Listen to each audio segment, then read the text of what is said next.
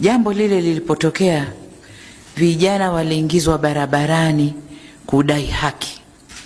Tunataka kujua haki gani ambayo vijana hawa wameikosa, na kwa umoja wao waliingia barabarani kuidai haki hiyo.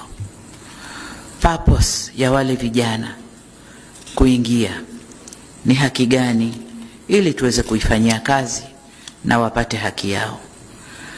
Lakini jengine, tunapofanya hii kazi, hebu tuende tukaangalie matamshi ya vyama vya upinzani.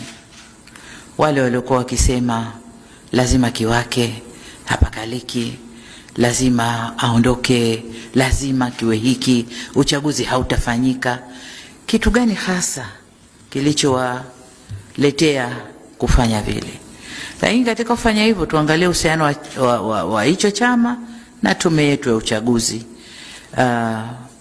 Uhusiano wao ulikuwaje katika kipindi hicho mpaka ikawapelekea waseme maneno yale. Lakini jingine, tuangalie role bali ya vyama vya siasa vilivyoingia kwenye huo mgogoro, NGO zetu za ndani na za nje.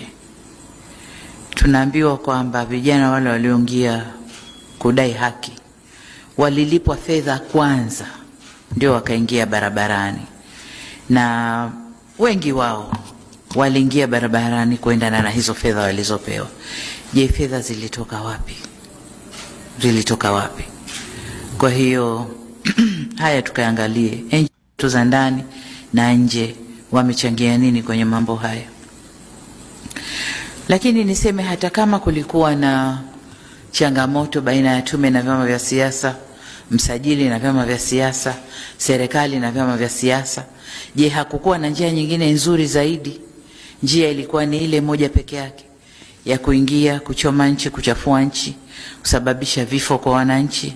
Hakukuwa na njia nyingine ya kurekebisha hizo kasoro? Hebu twendeni tukaangalie pia.